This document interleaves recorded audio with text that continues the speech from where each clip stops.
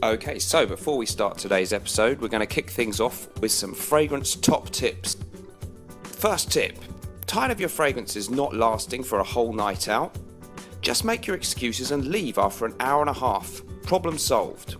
Do you visit department stores and smell expensive niche fragrances which you'll never be able to afford more than one or two of? Instead of letting this get you down, simply try this handy tip. Before any social occasion, drive to your nearest luxury department store and spray on whichever niche fragrance you fancy. Think of that floor of the department store as your own luxury fragrance storage space, which didn't cost you a penny. Finding that your fragrance doesn't last for an 8-hour working day, it's already gone by lunchtime, quit your job and try a part-time job instead. I hope these hints helped you. Now into the main video.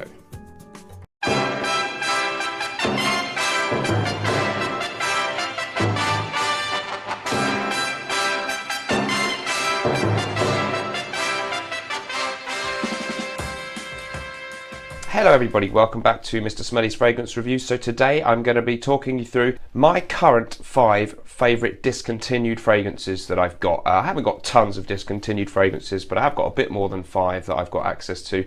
So I did try and narrow down the ones that I find most interesting at the moment. Maybe a quick honourable mention to Van Cleef & Arpels Midnight in Paris, but I left that one out because it's still easy to get and it's talked about all the time in videos, so probably not news to anyone.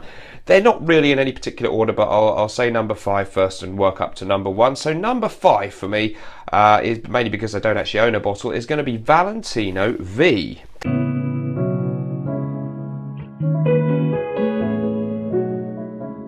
Here's my little sample. So Valentino V has gained a wide popularity amongst people and is quite sought after. It's getting quite pricey now online. It was released in 2006, but it's already been discontinued. It's got a great reputation. If you are interested in the way that this one smells, apparently Rosasi's Darege, which can be got very cheaply, smells almost identical to this one, and Simply Put Scents did a really good review on that recently. So the actual smell on Valentino V, in the opening we've got some bergamot, mandarin and pink peppercorn, and then we've got some floral notes, some jasmine, and we've got cumin, ambret seed and amber. So the overall feeling that you get with this one is that it's rather spicy, it's woody and it's sweet, and to me it's still a little bit zesty. It's a really nice combination of fragrance notes and it's a little bit unique. It smells quite masculine, not particularly, a woman could wear it I think, but I think it leans masculine, and it's got a really nice combination of notes, a somewhat fresh feel but really with that spiciness and woodiness taking over, and a sweet ambery kind of feel. So I think that this one is really pleasant. I've smelled it quite a bit recently, and it's a warming scent, really good for night times in winter and autumn time, and I find that it's absolutely charming. I can see why it's got a little bit of a following. It's sometimes compared by some people to Givenchy Pie, but I find that it's a little bit more interesting to me than that. Less sweet, although it still is a sweet scent, but with that spiciness really combining well. So worth checking out, or maybe getting Darege by Rosasi for a cheap price if you can find it, Valentino V. Okay, next up we've got PACO RABANNE Sport de PACO RABANNE. This one was released way back in 1986. It's a fantastic aromatic fougere with a citrus top. Notes in this one include lime and citrus. There's a lot of woodiness in there as well. It's a fougere fragrance, so there's a bit of a fern-like feel. There's oak moss and patchouli in there as well, so there's quite a lot of depth and masculine underlying character to this fragrance, with that nice sparkling, zesty lime and citrus opening that I find really pleasant. You've got to like old school fragrances to want to buy this one or check it out, because it is very much an aromatic fougere, and it does remind one of the 70s and 80s fragrances, but with a little bit more freshness and that sporty feel, but not like today's sports fragrances where they're really aquatic. This one has got a lot more depth to it while still having something of that kind of manly, rugged, sporty outdoor feel to it, and a little bit fresher, for example, than PACO RABANNE Pour Homme or things like that. So really worth checking out if you're into collecting old-fashioned discontinued scents. I really like the 80s design of the bottle, and the colour there somehow symbolises the smell in this one. Worth checking out, not for everybody, but I'd recommend if you do stumble across it for a good price, please check out Sport de PACO RABANNE. Another discontinued gem next up then is Christian Dior's Cologne Blanche.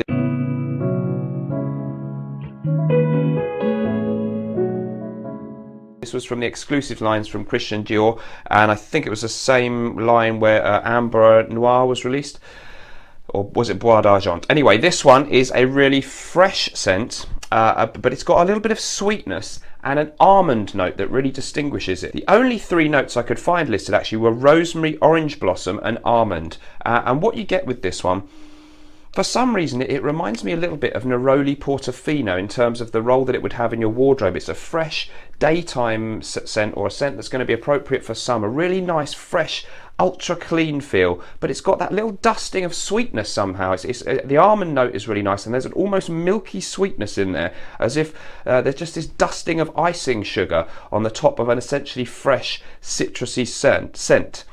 So I really like what they've done here. It's simple, it's elegant. It was very, very expensive when it came out, but if you can stumble across a decant or something for a good price, or a bottle on eBay or something like that, it's really worth checking out. A real gem. Such a shame that they discontinued this one. It wasn't out for very, very long before they decided to stop making it. They do Cologne Royale now, which is really good, but Cologne Blanche worth checking out too, actually. I really, really like this one. So coming in at number 2, it's Habit Rouge Sport. I mentioned this in another video. I think it was the inexpensive scents video. Really great scent from GUERLAIN, a fantastic house actually.